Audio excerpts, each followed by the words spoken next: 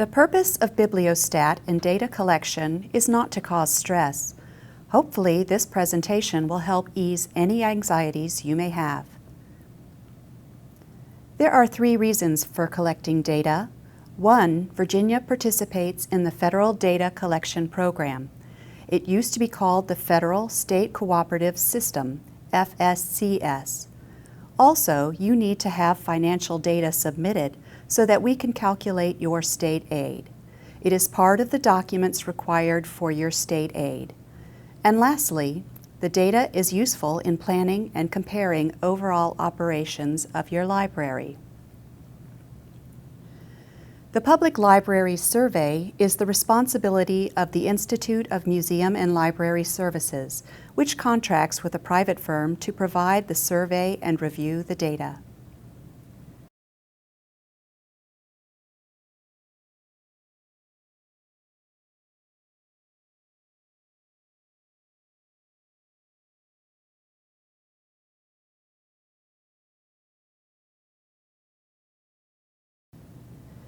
There are a series of documents which must be submitted in order to receive state aid.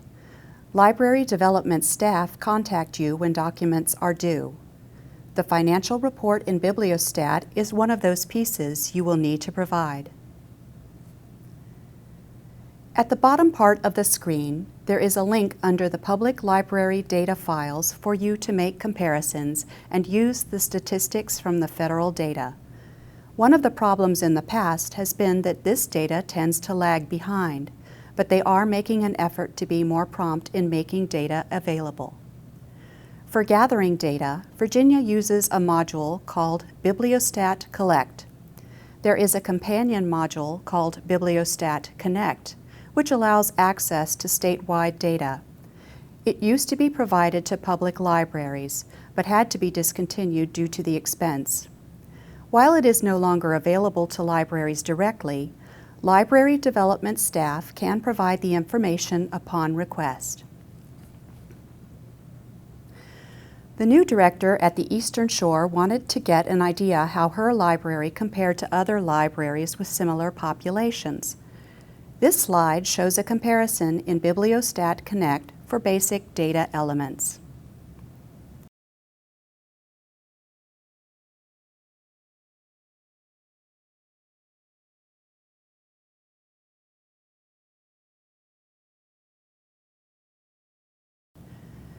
Another library director asked what other single outlet libraries used for their integrated library systems, along with some other statistics.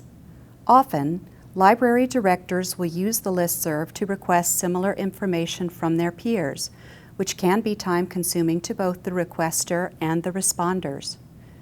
Using Bibliostat Connect, library development staff can provide the information within 10 minutes and are happy to do so.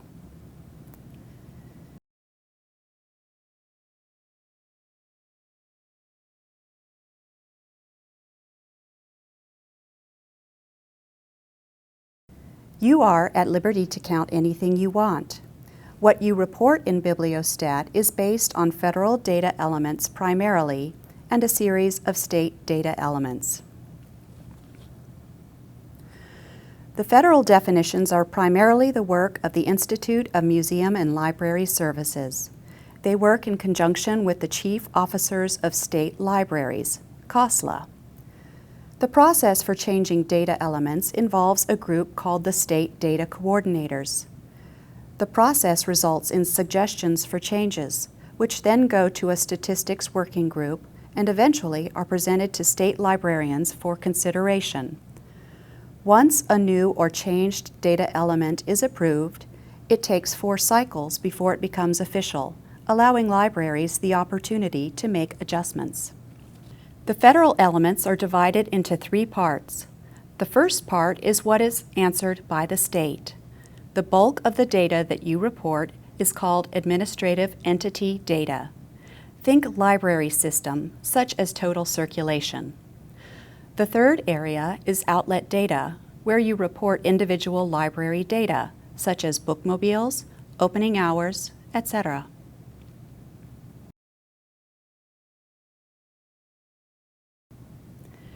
This is a further breakdown of the administrative entity data elements on the left, and what's reported in your outlet data elements on the right.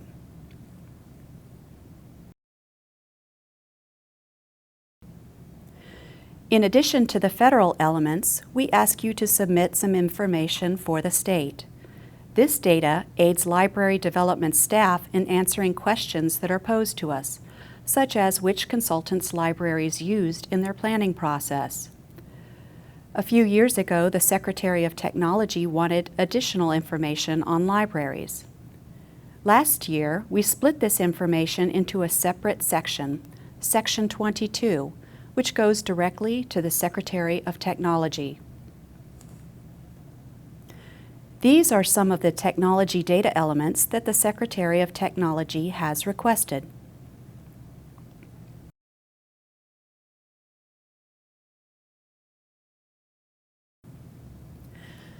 We'll talk a little bit more about state financial information as we go, but it's important to note that this information is the most important piece to Bibliostat.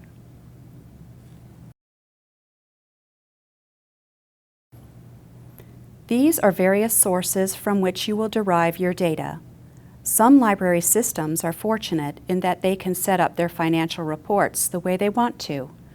Others do have some issues in how they must adjust their financial reports for the sake of other stakeholders.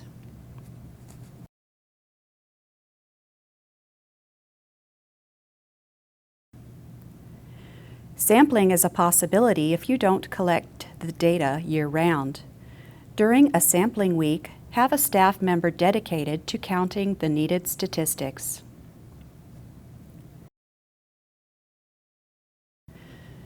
In response to questions about collecting electronic collection usage statistics from state contracted vendors, links have been provided with contact and access information.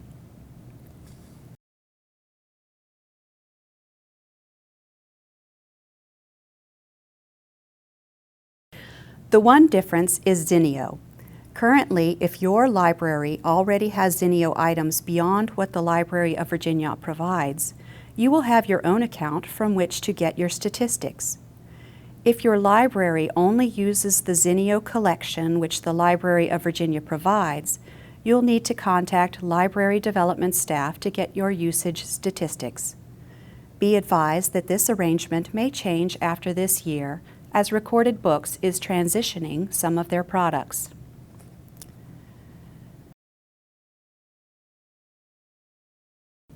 Let's go back in history a bit. Data collection used to be done by paper. In the mid-1980s, the Library of Virginia came up with something called DITAR, Data Input Tracking and Retrieval, a DOS-based product on a floppy disk. Libraries would input their data to the floppy disk, then mail it back to the Library of Virginia. Fortunately, we were saved by Bibliostat Collect. Bibliostat Collect was the brainchild of one of the former Dynex founders. He sold the company to retire, then decided retirement wasn't for him. He came up with Bibliostat as a product to help libraries collect statistics. We started using it in 2000. He then sold it to Baker & Taylor. It's been a fairly static product, but not much happens in the way of development. Baker & Taylor has just been sold to Follett, so we're at the point we don't know where the new company will go with it.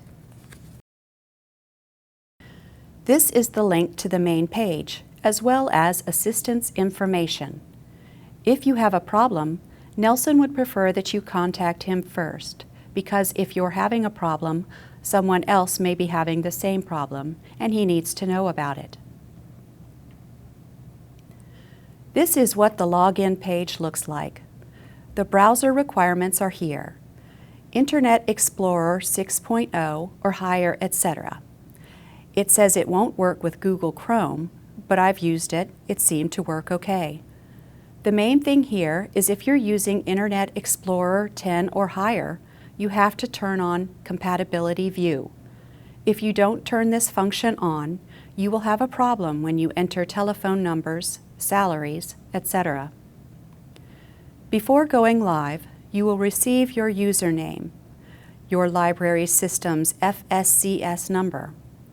It consists of the capital letters V and A and a 4-digit number.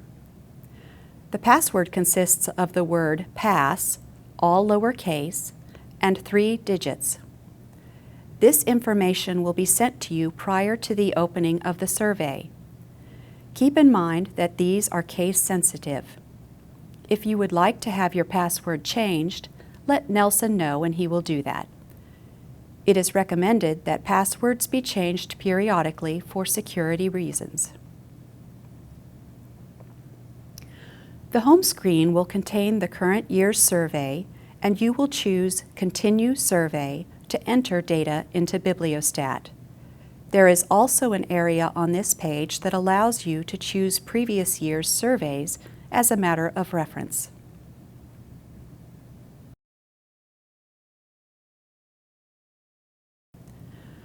On the toolbar, there is a section called Frequent Questions that contains answers to almost everything discussed in this presentation.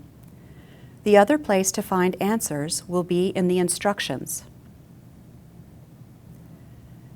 In the survey, you have a navigation section on the left. You can navigate by clicking on individual sections. Some of the elements will have more than one screen.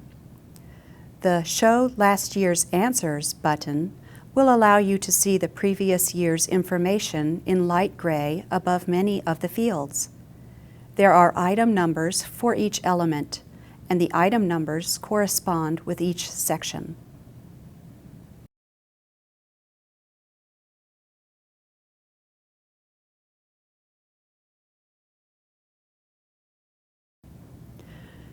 There are 22 sections in the Bibliostat survey. This is a general list of the sections.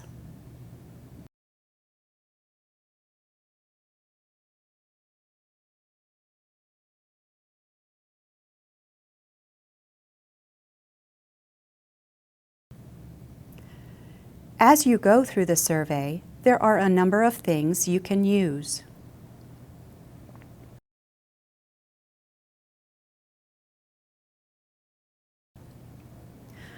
The little blue number next to the element, if underlined, provides a help screen explaining that element. This information also appears in the instructions. The help screens merely provide a way of accessing the explanation without having to leave the screen.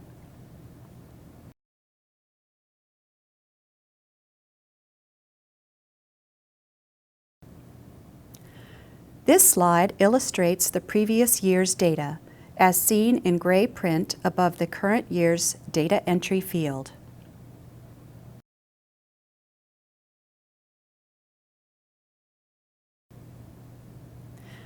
This is one example of an automatic calculation field.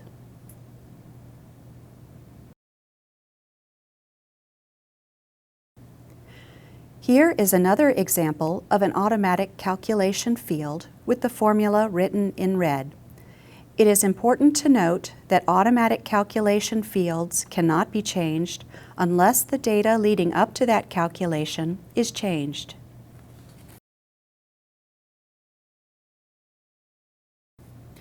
This slide demonstrates the drop-down field, indicated by the arrow. You will then see the items from which to choose.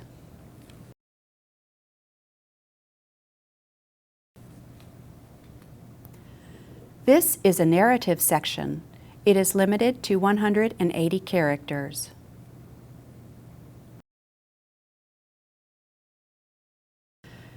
There are a number of data items that we send to Bibliostat and ask them to pre-fill and lock it for us. Population is one because it is the information used in that point in time to calculate your state aid for the year you are reporting. The population estimate is derived from the Weldon Cooper Center for Public Service at the time state aid is being calculated for the upcoming year.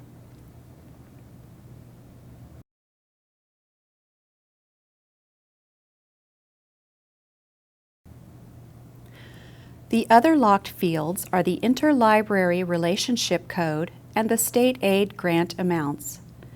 If there is a reversion based on aid to localities reductions that year, there is a separate line item for you to enter that amount.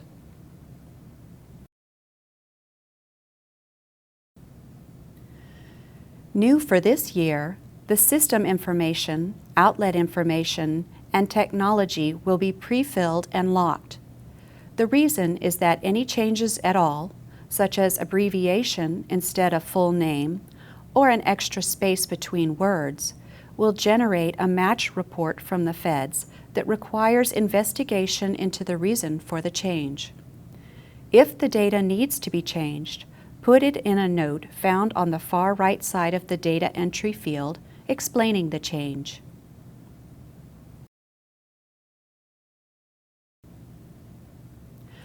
Flagging items is really for you, to remind you to come back to those items before you go to submit.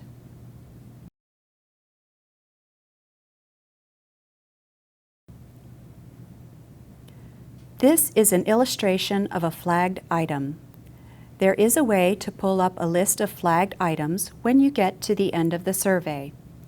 When you have finished with the flagged item, you can click on it again to make it go away.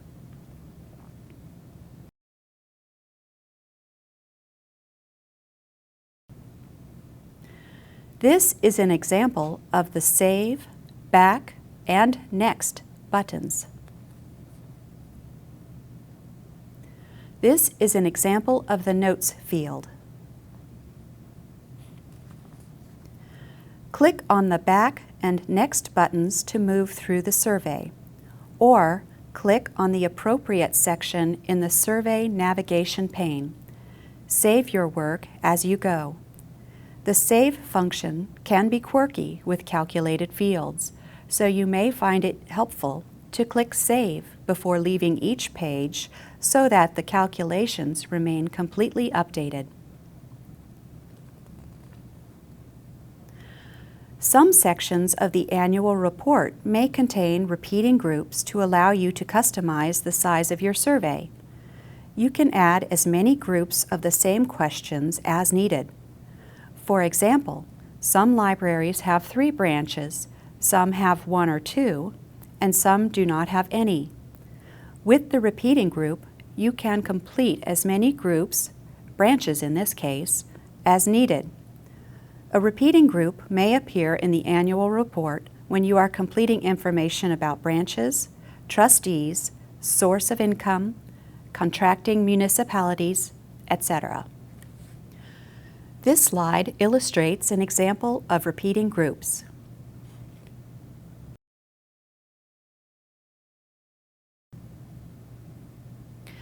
There is a session timeout period, 90 minutes.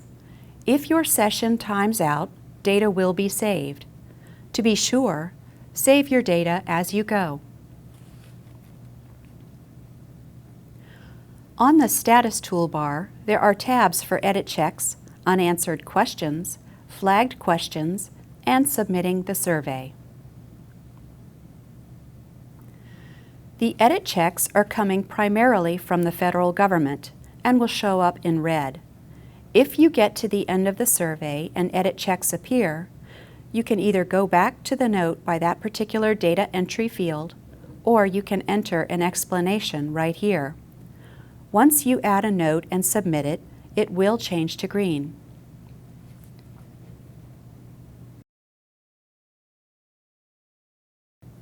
Edit checks have been developed by the state library and/or the federal government for certain questions to alert you when the responses may be questionable when compared to state or national norms. They will only appear after you have entered your data, and only if that data is outside of the specified range.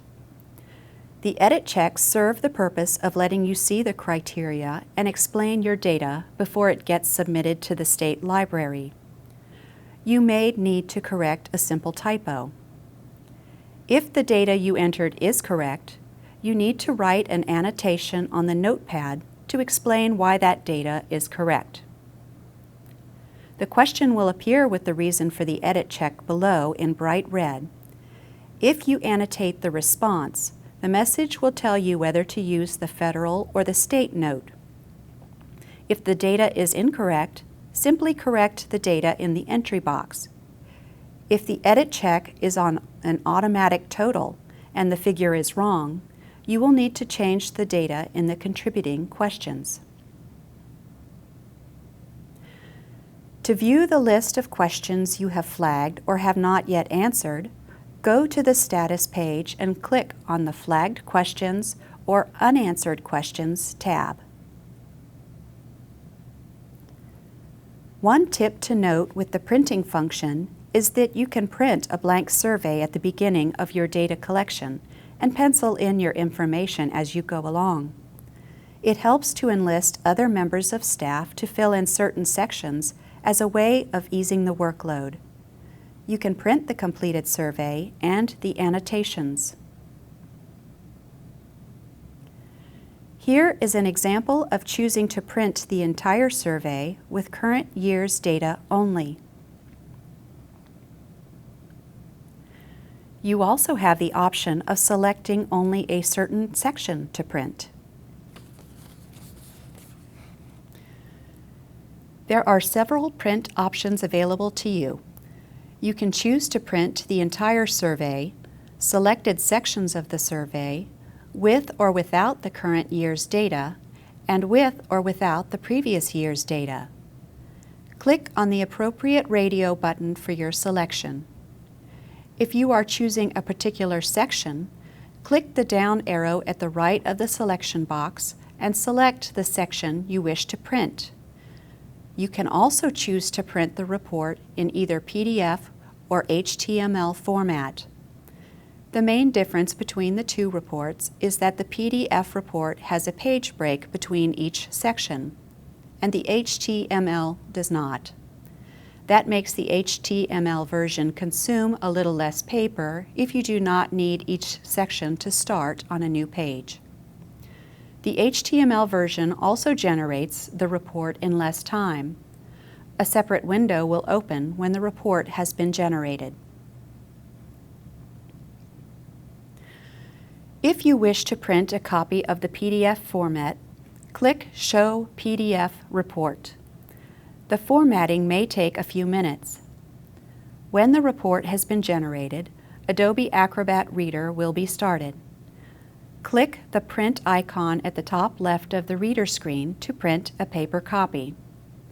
To save an electronic version of your report, click the disk icon at the top left of the reader screen and follow the usual instructions for that command.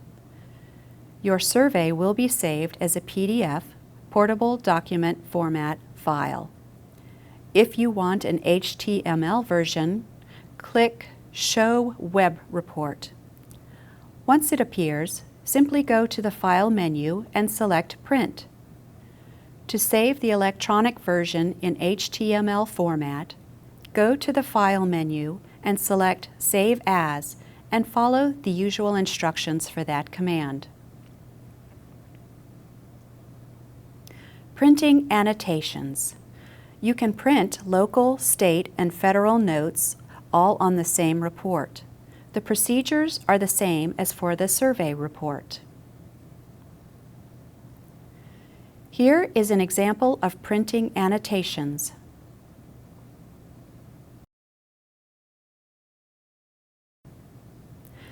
You can submit the survey either through the regular toolbar or from the Status toolbar. Once you hit the Submit Survey button, you will get this page. It will ask you to check some things before you actually submit the survey. If there is a problem, you will get a message in red. If you have any items with edit checks remaining, you cannot submit the survey.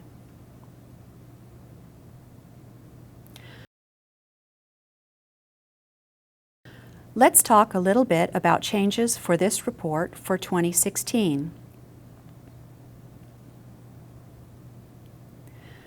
These are the survey sections.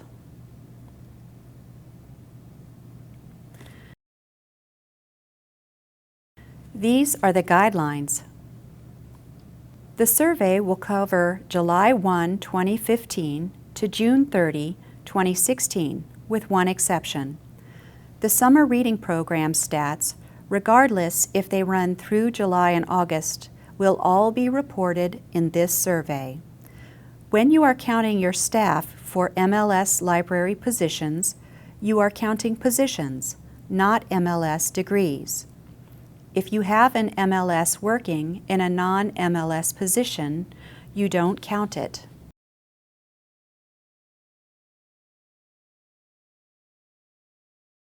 You need to be careful about using 0 and NA. For example, if you do not have a bookmobile and you put NA, it means you don't know where your bookmobile is. NA means you don't have that number available. 0 means you don't have any. It's also important to realize that Bibliostat gets mapped to the federal data elements, which don't necessarily match up. Writing things like "see the above" or "see item" means nothing to the feds.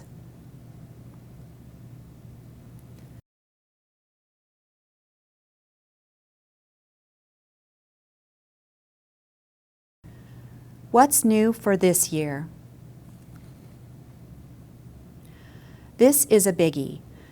If funds were expended for library purposes which were not included under local government income, enter the amount of funds. Based on the review of waiver requests related to common government expenditures, the LVA Board would like to clarify that common government expenditures are funds that are expended in the fiscal year being reported on the direct operation of the library that do not appear in the library budget. These are typically things like utilities, building and grounds maintenance, and library staff wages or benefits. It should not include any indirect or administrative cost, such as services for HR, IT support, county administration, and building depreciation.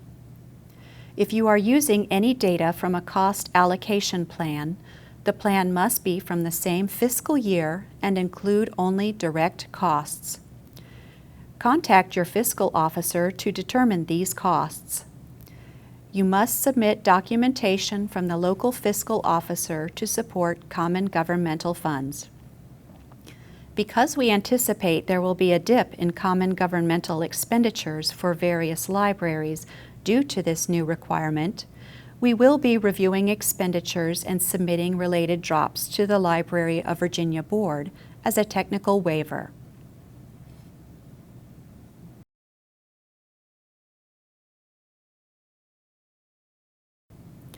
You've already seen this screen. Again, if you need to make a change in the locked data, submit a note.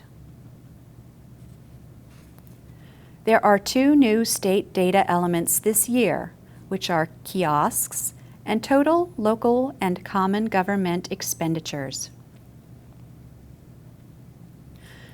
There are also some new federal elements.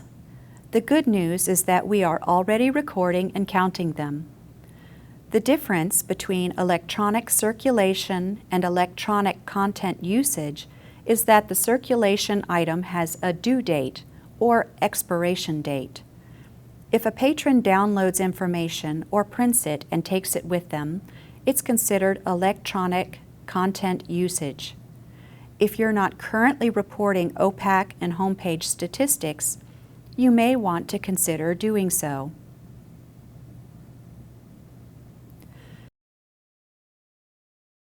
This is the timeline for Bibliostat this year. We're going to try to ready it for you by October 3rd. Bibliostat will be due November 18th. For those of you who sometimes have trouble getting audits in time, we do have a second window opening in January, so you can go back and make any changes then. The Certified Financial Statement is a very important document. It is a legal document that must be signed by your library director and your Chief Fiscal Officer and notarized. Once Nelson has reviewed your finances and approved them, he will email the document to you so you can submit it. Nelson usually reviews the finances first to work through any problems before libraries start applying for state aid. Then he reviews services, checking for any significant changes. Let's focus a little bit more on financials. This is one of the first pages Nelson looks at when the survey is submitted. If the library spent less for this fiscal year than in the previous year, library development would get in touch with them.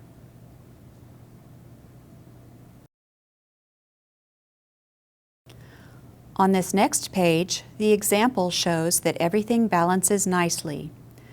Be sure to explain any balance that you have, and make sure there are no negatives. You'll need to adjust your income to explain the increased expenditure.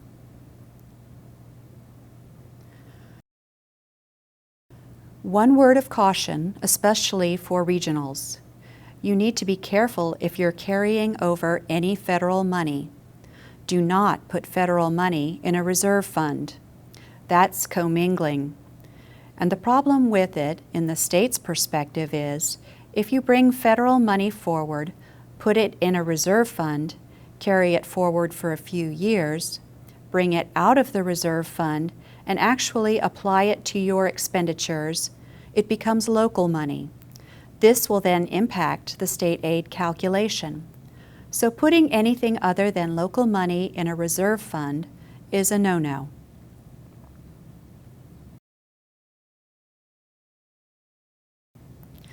This is Nelson's contact information. The link is to the Bibliostat homepage. Thank you for attending the presentation today.